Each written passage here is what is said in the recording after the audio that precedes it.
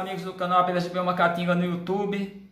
Peço 4 segundinhos do seu tempo, primeiramente, a assinar o canal, acionar o sino para receber outras informações, compartilhar o vídeo e deixar o seu sinal de gostou. Então, pessoal, tudo isso é importante para o canal crescer, senão não vai, o canal vai ficar na mesma coisa. Mandar um abraço aí para o Sérgio, Samuel, Darlan do Ceará, o Jefferson do grupo no WhatsApp Abelhas Sem Ferrão, Recife e demais pessoas. Bom, esse vídeo que eu vou fazer, pessoal, vai falar de termorregulação e foi uma observação feita pelo Joelmo. O Joelmo é um criador de abelhas do estado do Rio de Janeiro. Ele está na região, entre a região serrana e a região litorânea, no sul fluminense. E ele cria guará e outras abelhas. E ele pegou várias coisas na internet a respeito das abelhas. Então, e ele estava falando da questão das aves. Bom, as espécies do gênero Apis, a termorregulação dentro da caixa é entre 33 até 36 graus Celsius. Elas conseguem manter um equilíbrio térmico nessa temperatura. Eu fui em busca, mas aí temos que comparar o que é nossas abelhas nativas. Eu fui em busca de informações e encontrei um trabalho de um pesquisador do Ceará que ele diz o seguinte: quando você levanta a tampa de uma caixa, mas não o apicultor, ele não diz o período do dia, à noite ninguém faz essa revisão, esse manejo. Ela demora até 4 horas, uma média na verdade, de 4 horas para fazer o que ele tratou de homeostase. O que é isso? Voltar a ter o seu equilíbrio total dentro da colônia.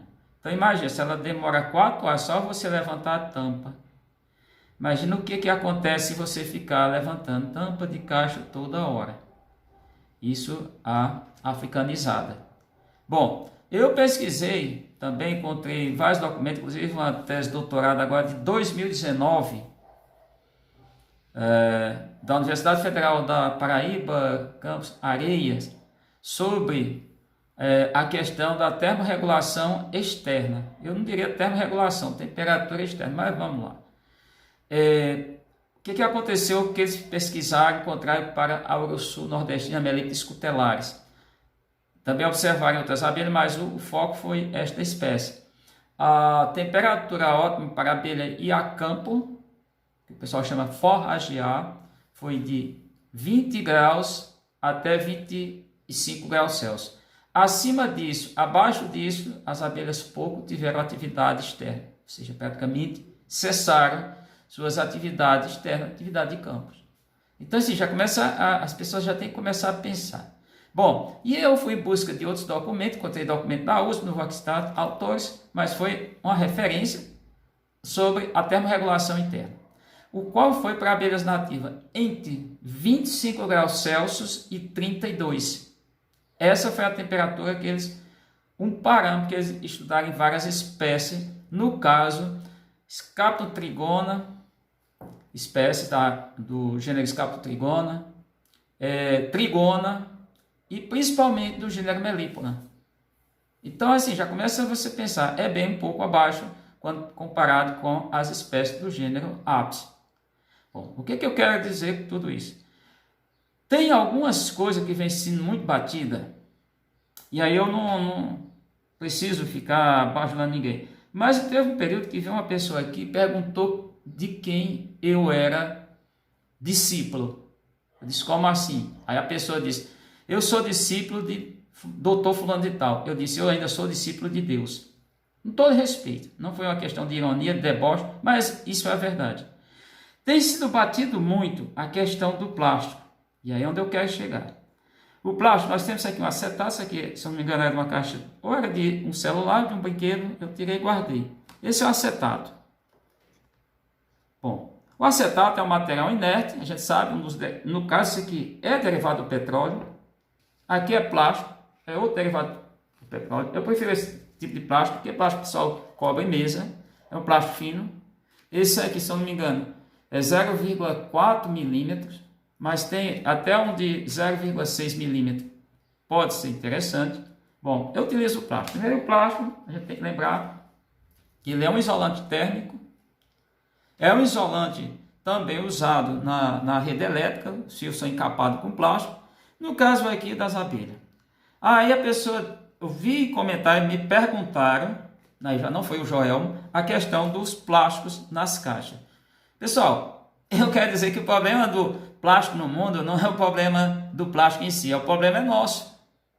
Encher os oceanos, os demais reservatórios aquáticos de sacola plástico, de garrafa PET, é um problema humano. Lembre que o primeiro coração transplantado foi de plástico, não o primeiro órgão transplantado. Se a gente for pensar em termos materiais, não órgão, mas primeiro ter sido transplantado foi sangue em humanos. Depois veio o rim, um rim, no caso de 1965, não lembro, uma equipe médica britânica, inglesa, junto com, não sei se tinha participante norte-americano, o fato é que foi o primeiro órgão transplantado foi um rim. E o plástico, ele serve até, salva a vida. Então o plástico, imagina um mundo sem plástico. Agora, imagina também o que vai ficar esse mesmo planeta do jeito que estamos tratando. Então pegar o acetato, eu tenho aqui um caso de acetato. Eu vou pegar aqui uma colônia, essa colônia, ela foi aqui, ficou aqui, foi exposta nessa caixa, exatamente no dia 25 de outubro de 2012. Vamos pegar essa colônia aqui para a gente ver. É uma feita de miolim por ano. Isso aqui foi uma madeira seca que já estava. Eu peguei. Então a gente vai olhar aqui bem direito dessa colônia. Essa é uma colônia matriz. Eu tenho um plástico aqui. Quando a caixa está ajustada, antes eu não botava, aqui ainda tem um resíduo de cera, só aqui ó, na tampa. Essa tampa era só em cima da caixa, não tinha vedação. Ela colocava muito gel próprio, ainda tem alguns resíduos aqui na borda. Se a gente trouxer a câmera aqui e olhar, ainda tem um pouco. Mas quando eu coloquei esse plástico, foi por volta de 2013, 2014, não lembro, está o mesmo plástico aqui.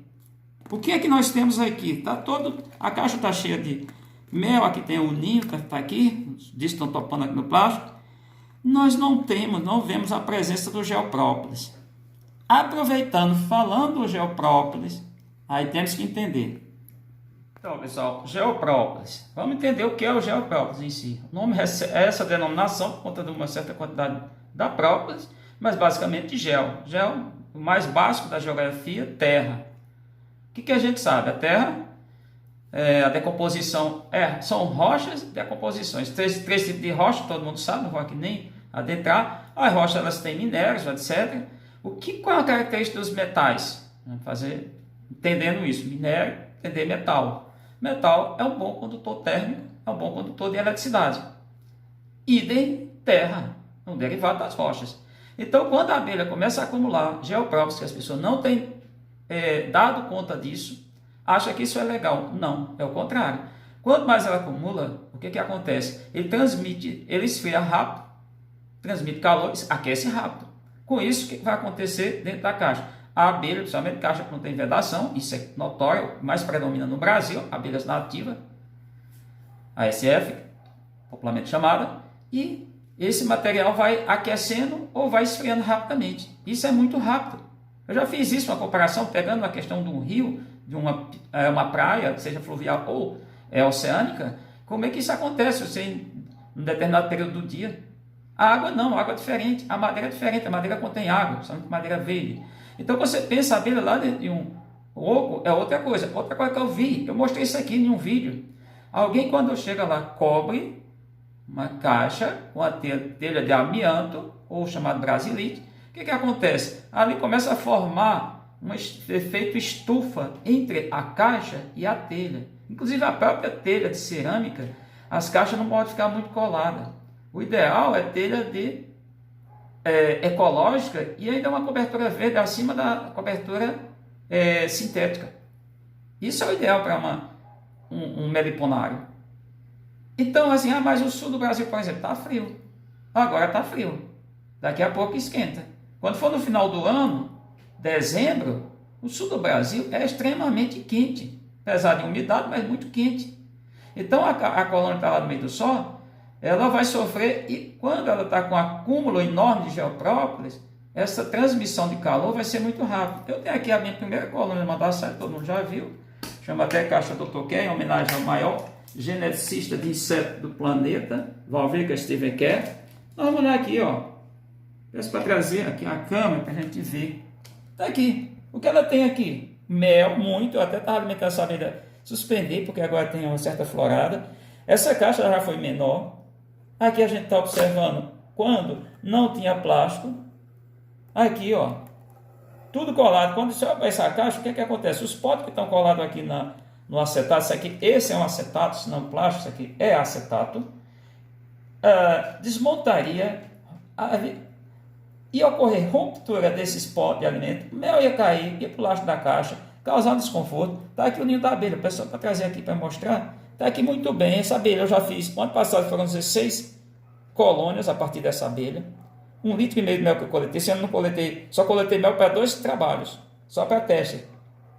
O mel dessa abelha foi analisado, mel e indivíduo e pólen, foi feita análise. Olha o tamanho, a saúde dos discos de cria. A gente vê aqui, a caixa como ela é muito grande, ela passa aqueles 10 centímetros, ela tem aqui em torno de 14, a gente vê o ninho mais centralizado aqui, depósito de alimento em torno do ninho, que isso é a característica das abelhas, somente o pólen. Então está aqui, a abelha está muito bem. Cadê o geoprópolis? Tem algum resíduo aqui que ainda é herança da época que a tampa era solta, que não tinha duas dobradiças, que não tinha aldravas. Então, essa questão, o conforto térmico da abelha aqui está muito bem.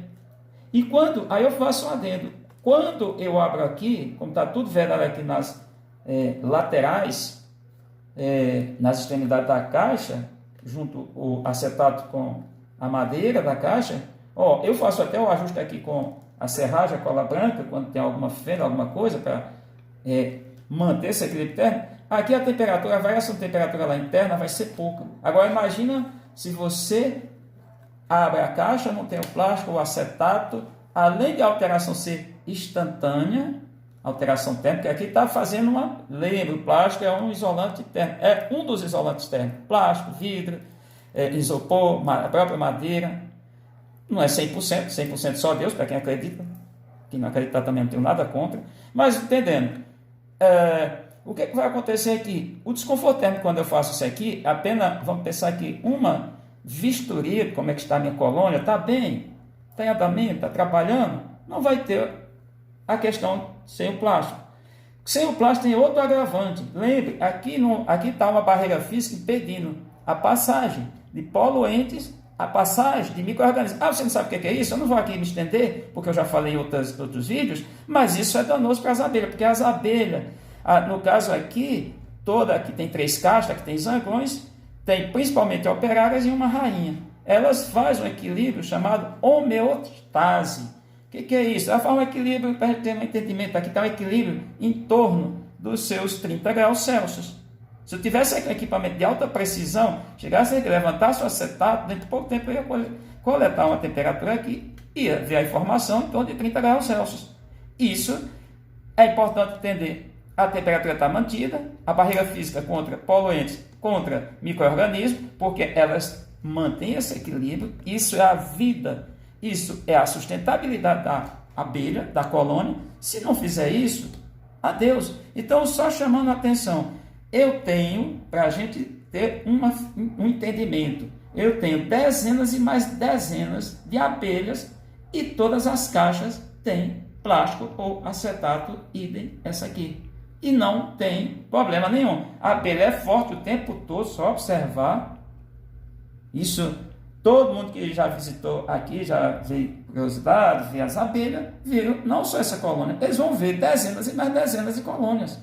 E eu não vou nem dizer, eu posso até chegar, mas eu faço até uma brincadeira, vem aqui e eu não vou, você vai só apontar a colônia que você quer, que eu abra a caixa e você vai ver como que a abelha está forte. Por que isso está acontecendo, Gilvan? Por um motivo muito básico. Eu tenho vedação em caixa, com isso não tem um acúmulo de geoprópolis, o geoprópolis não faz barreira térmica, é uma barreira física, mas não térmica, pode até ser uma barreira anti-micro-organismo, porque a gente sabe que a própolis ela tem um papel importante contra micro-organismo, contra os micro-organismos em geral, principalmente as bactérias. A própolis ela é um grande bactericida. É importante salientar isso, não vou entrar aqui também adentro em pesquisa, em questão que cabe a outra pessoa, mas a abelha, desse jeito aqui, mostra porque uma abelha que está aqui há mais de 7 anos, antes ela tinha acúmulo de geoprópolis, antes ela colava a tampa na caixa, com isso não acontece mais. Então, pessoal, eu acho que é isso. Questão geotérmica é importantíssimo na abelha. E a parte geotérmica, o equilíbrio térmico, na verdade. Essa parte geotérmica não é interessante, não tem um equilíbrio geotérmico. A gente lembre disso, é importante salientar isso. O geopróprio não faz um equilíbrio térmico, não faz regulação térmica de maneira alguma. Isso eu aposto quem quiser. Isso é física clássica, isso é física do século XVII até o século XIX. Bem, só para a gente ter uma ideia. Isso está no segundo ano, normalmente é ensinado no segundo ano do ensino básico. Então a gente tem que entender bem isso, entender para não fazer qualquer coisa. Então, pessoal, eu espero que aqueles que estavam com dificuldade tenham entendido, veja as suas caixas ao máximo. Ter acúmulo geopróprio não quer dizer plástico. Impacto, porque é um material inerte. Eu acredito que não tem nenhum. Então o plástico não vai ser o mais importante, em tese, para a questão de perda de calor, de atraso no desenvolvimento da colônia. Muito pelo contrário, minhas colônias todas desenvolvem muito, mas desenvolvem muito eu utilizando plástico ou acetato. Então, espero que vocês tenham gostado do vídeo. Assine o canal e até o próximo vídeo.